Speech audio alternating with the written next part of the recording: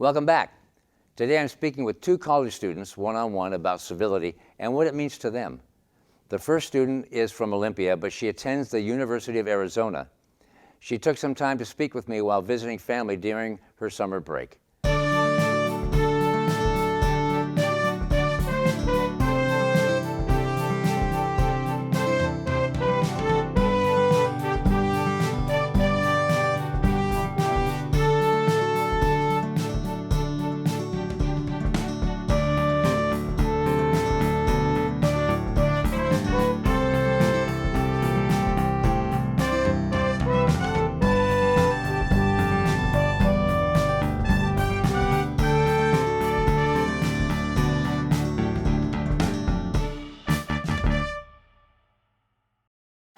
Hi, I'm here with Elena. She's a student at University of Arizona and home on break, and so I was able to get some time in her very busy schedule to come in and chat with me about civility. So Elena, thank you very much for being here. You're very welcome. So what does civility mean to you? Civility means to me having the care and attitude for others while maintaining a civil attitude, as the word would describe. But you need to have respect, most of all, for other people, not just what they say, but who they are as a person. Okay, so it's the care of somebody else other than you. Yep. Care and respect of their opinions as well, rather than just yours. How they act and respond to how maybe you do something. It's just overall making sure that there's respect between two people. Now, you're interesting. You said the word respond. You didn't say react. And so when I think, well, let me ask you first. Yeah. What do you think the difference is between responding and reacting? So the way I think about it is I work with horses, and so reacting is something that's much more sudden and quick to something that's maybe very harsh. Responding is in something that's in a much calmer way that you can have a conversation about rather than reacting to something almost aggressively. So you're almost intentionally putting thought into a response rather than just reacting. Yep. A quick, shouting something out. And so when you're talking with someone whose views are different than your views on specific issues that might be important to you, how do you communicate with that person? Is it different than you communicate with someone else that agrees with you? Yes, I think it is, because someone that you agree with, you can be very excited about it and you want to just almost finish their sentences because you're thinking a lot of the same thing. With someone that you may disagree with, you have to slow down and keep calm so that there is no reaction. It's a simple response back and forth, so that you're not screaming at each other about something whether it's, what are we having for dinner? Or, your view on a politic, that you have to respond instead of react to what a statement is made. So I'm presuming now, what you're saying or leading me to think is a response would beget a response, whereas a reaction will beget a reaction. Yes. And what I've seen in my career is when someone starts getting angry and shouts, the other person gets louder and tries to outshout, and then just escalates that way. With getting the response, you're staying at a fairly neutral level, really calm and quiet. It's the same way when you work with the horses. You want them to stay at so that they're more open to a new idea rather than you hit that climax and then you're through the roof. Interesting correlation between humans and animals, because we're all animals anyway, and sometimes we just jump right to the lizard brain. Yeah. And generally that doesn't always go well unless it's a fight for survival, of course. What would you say gets in the way of being civil towards somebody? Sometimes it's just the difference of opinion. Some people believe that they are so right in what they think it is, and there's nothing wrong with that, but they choose to think they're so right and not respect somebody else's views. That may also be the case. I know I've had this experience when I was in high school during election years. Somebody would think that they are so correct in what they believe that they wouldn't be open to hearing somebody else's ideas. I know I would tend to stay quiet because people would think you are so wrong in what you believe, when in reality they just disrespected what I believed. They weren't open to hearing my opinions on the fact. Okay, and was it to the extent where they're not just sharing with you their thoughts and opinions, they're trying to sway you to their side, they're trying to convince you otherwise? They're telling me what I'm supposed to be believing as a white female in Washington State. They're saying, why do you believe that? That's not what you should be believing. Whereas, why do you believe what you believe? Maybe you can rationalize it for me. Maybe you can respond to me in a way that I understand where you're coming from. Okay, and that goes back to what you were saying earlier when you first started off with respect.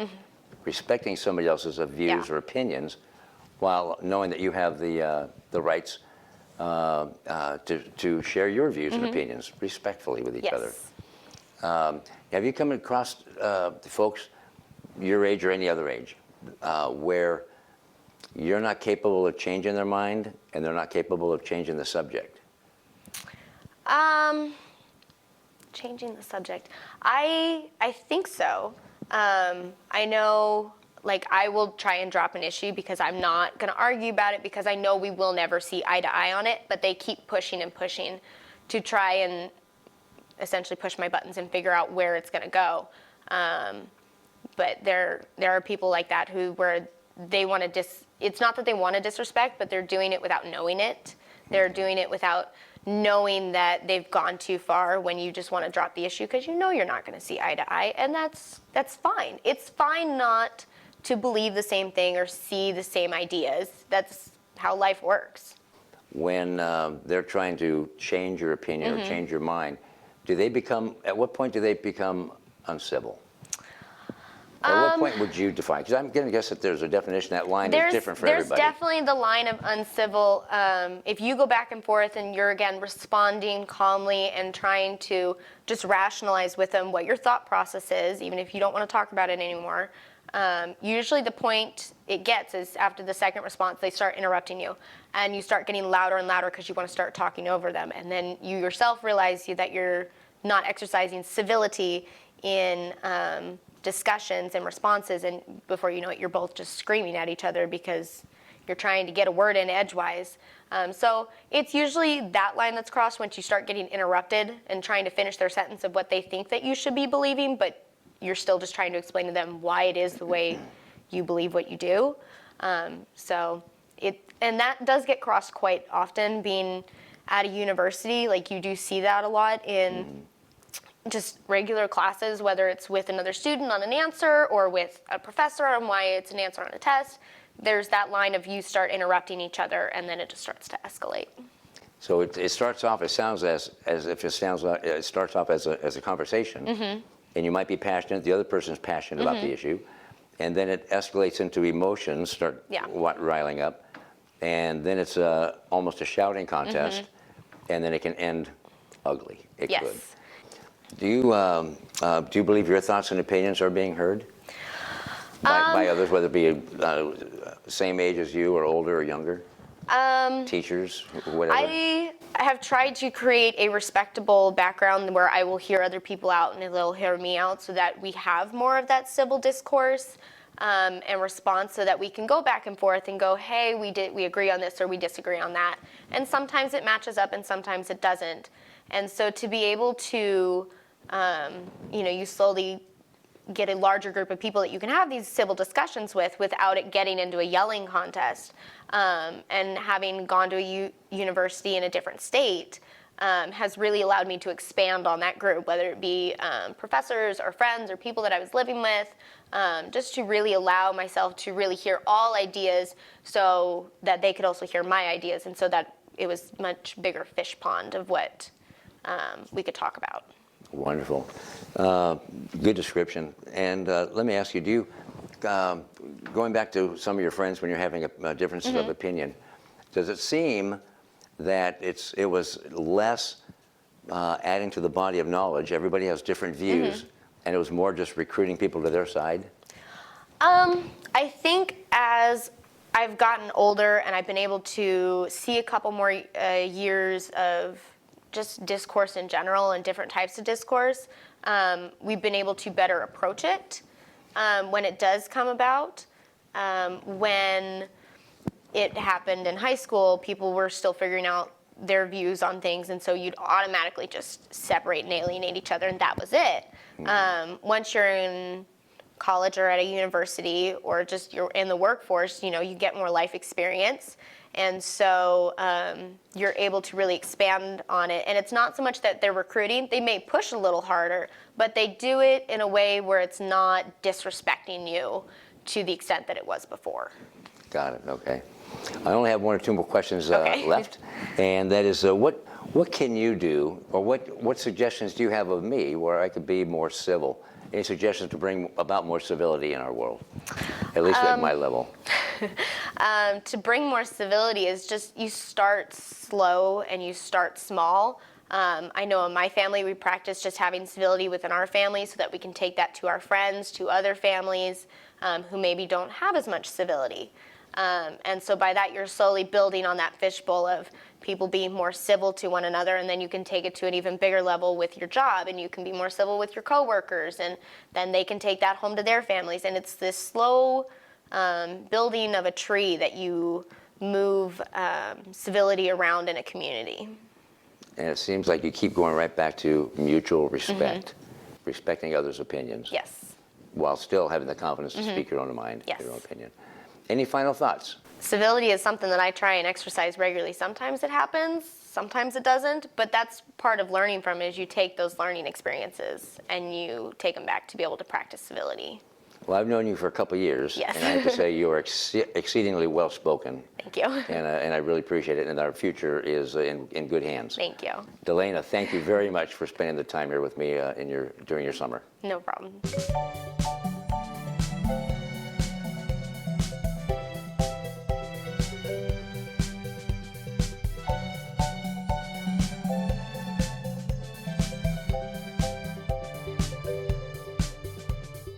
Next, I'm speaking with a student from the Evergreen State College. Between her career and her work at earning a master's in public administration, she is exceedingly busy. Fortunately for us, she was able to find some time to share her thoughts on civility.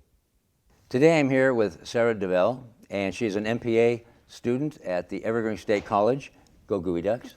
Gooey Ducks. And we're here to talk about civility. Sarah, thank you so much for coming in. I really appreciate this. Yeah, thank you for having me. So I just told you why we're here. Why is civility an important topic to talk about? I think that civility is really important for our everyday lives in order for us to be able to communicate with each other and have difficult conversations regardless of the topic. We need to be able to be civil so that the other person can actually hear what we're saying instead of get really defensive. We need to be civil so that so that other people don't feel like we're attacking them in our opinions. Yeah, you mentioned in having difficult topics. Yeah. If you're dealing with someone that, in your perception, that they are being uncivil, Right. Or incapable of being civil, incapable, does that mean you don't talk about those subjects? You just don't even bring them up? I think it really depends on the setting and who the person is. Sometimes with people that we're close to, it can be easier to not have certain topics, but if you work with somebody and you have to have those topics, you're going to have to learn how to work with them. I think it's important to not take things personally if somebody is being aggressive in their communication style, but also not reacting to their aggressiveness is really important. Although it can be very hard to do, and I am definitely at fault of occasionally doing that myself, I think it's really important that we always try to maintain that civility in our conversations, because as soon as we start not being civil, I think we lose all of our ability to be understood by other people. Interesting. You use the word react. Right. As opposed to respond. Right. And what do you think is the difference?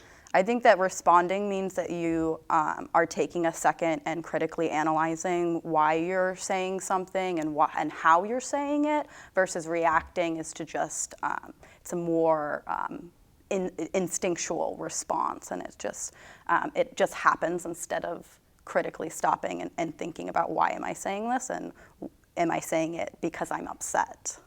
So it takes a certain amount of discipline, self-discipline, and emotional intelligence, perhaps not to take it personally. Absolutely. And that awareness to know when you're taking it personally.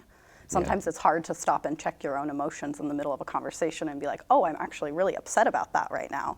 Didn't even realize. Especially one of those hot button topics. Absolutely. That are that are prevalent in media today. Right. So what you've described all the way around it. How would you describe civility? What does that mean, being civil? What's that mean? I think that it means not attacking people. I think that it means being open to listening to what other people have to say, as well as critically analyzing how you're saying what you're saying and why you're saying it.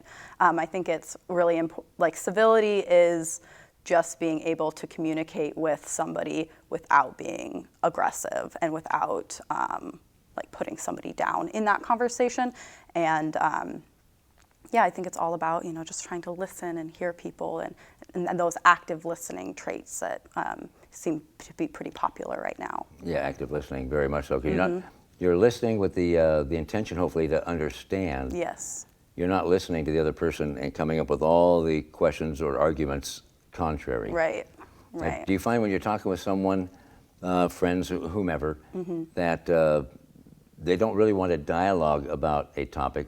They're more interested in convincing you that they are right and you need to change your opinion on Yeah, something. definitely. Social media is probably the biggest instance of those things happening.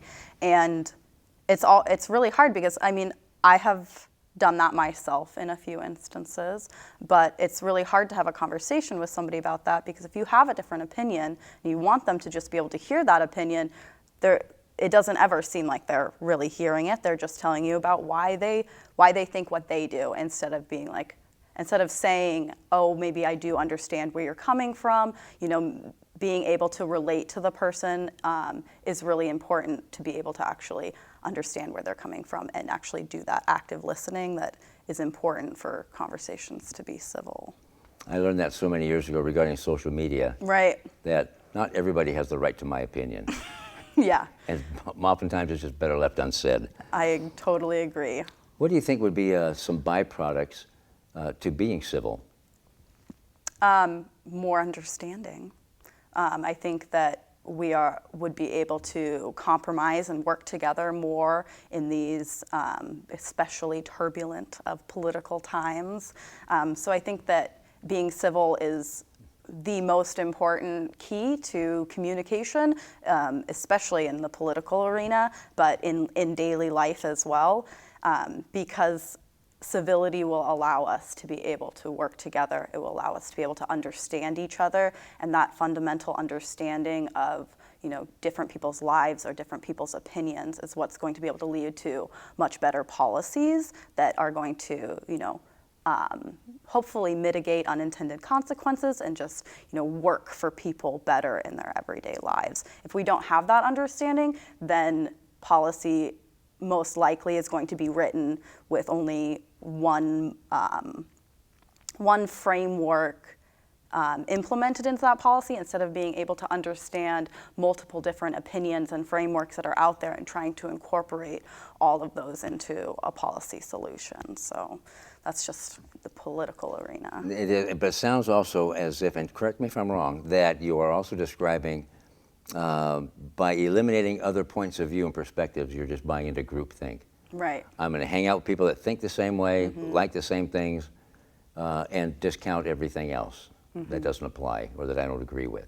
Absolutely. I definitely think that happens way too frequently, and I do see that in my everyday life. And I do understand that it can be hard to, be friends with or work with somebody that has fundamentally different opinions than you do, but I do think that most of the time there is a huge arena and area for us to be able to work together and find common ground, and that most of us on this planet actually do want to see a better world for each other, and being able to start from some commonality, some common ground is really, really important to those conversations. So that's those are the positive consequences of being civil with each other.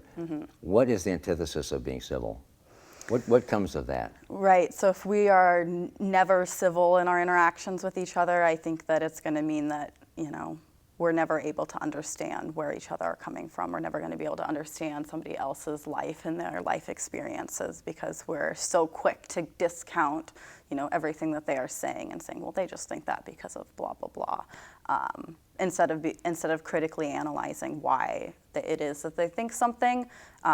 So if we're not civil with each other, I think that we're not going to have very many friends, probably. It closes relationships. Absolutely. We're not going to be able to grow our relationships with others unless you find some people that think exactly the same way that you do, which is pretty hard to do in life today. And with communication, that's like the breakdown in families, in friendships, between countries, all the way up. Communication is critical. How would you promote, or how do you promote more civility in today's world and in your interactions? By practicing it, by practicing civility constantly. I feel like leading by example is the best way to do it.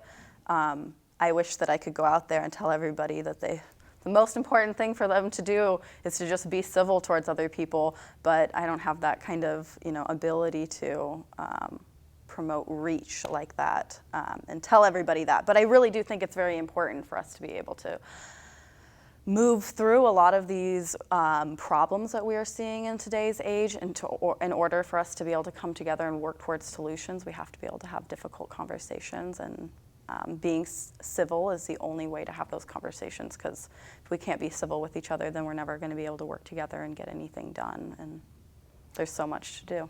Okay. You said mentoring for others, and I want to mention that we role model our behavior Right. to our peers, Yeah. to people older than us, and even younger than us. And everybody's a role model. Right. It's just some are better than others. Sometimes you see a role model and say, that's exactly who I don't want to be. I don't want to be like that individual at Right. all. Absolutely. And so by role modeling, you are role modeling good, proper, positive Yeah. etiquette, if you will, Right. in social discourse with someone else that may have a difference of opinion. Generally, it's not an issue when it's someone that you agree with. Right.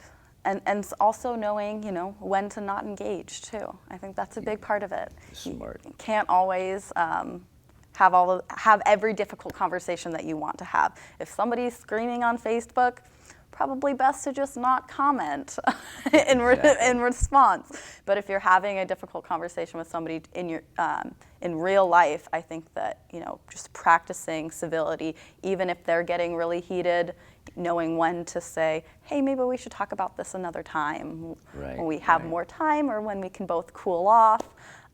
Being able to do little things like that, and just making sure that you as a person are always being civil. It's probably the only thing that you really can do. Know when to cut and run. But you Very also said, important. Early on, you said about you have to know yourself. Yeah. So you need to know yourself and be confident enough to say, you know what, internally, I'm not getting anywhere with this. Yeah. I'm going to disengage somehow. Yeah. And that's Self-awareness. emotional intelligence as well. Right. Without being rude or mean about it, just find out a way to end it and move on. It's a lot of mindfulness and self-awareness, and being able to pick up on the emotions of people around you. So what suggestions do you have, if any additional ones, for me to be more civil? Not that I'm not civil, but we're always working on it. Any suggestions for other leaders, community leaders, nonprofits, organizations, it doesn't matter. What suggestions do you have for others? Ask a lot of questions, be curious, always, try to understand people and understand where they're coming from. I really think that, if you disagree with somebody, the most important thing that you can do is learn why, and, explore that to the best of your ability. So asking questions and always staying curious, I think it's actually, I read about this in a grad school textbook recently, and I just thought it was really important. Mindfulness and awareness of yourself. I think that you can only be as civil as you have the personal growth to be able to be. Yeah. So. And you said something really smart. You said a lot of smart stuff. And that was ask questions, asking clarifying questions, because everybody has a story. Everybody has their own story, and we don't know what that story is. We don't know what their history is, their education, their experiences, personal or professional. We don't know. Unless you're asking clarifying questions that might lead you to understand I wonder why they think this way, or I wonder why they have this opinion on this topic, and engage them. Then you can start seeing it from their perspective, or from their. You may not agree or with their opinion, but you can understand why do they think that. Now I understand. That makes sense to me. Yeah. What happened to them growing up, what happened to them politically in the 50s or 60s or 30s, because you have that historical perception or perspective from their eyes, and that might help you, like you said, a greater awareness and some commonalities, but respecting them and listening to what they have to say. Yeah, and for you as a policymaker, I think that's extremely important that you can at least understand what happened in people's lives to get them to the position that they currently hold. And so even if it doesn't change your opinion, maybe it changes the way that you implement something to be more sensitive to that new understanding that you gained. You're very canny. Sarah DeVell, thank you so much for coming in. I greatly appreciate it. Thank you so much. I really appreciate being here. Thank you. Yeah. Thanks for watching. To help make sense of everything we've learned about civility the last 2 weeks, I've put together a panel of community leaders. You won't want to miss what they have to say, so be sure to tune in next week for the final episode of our 3-part series on civility.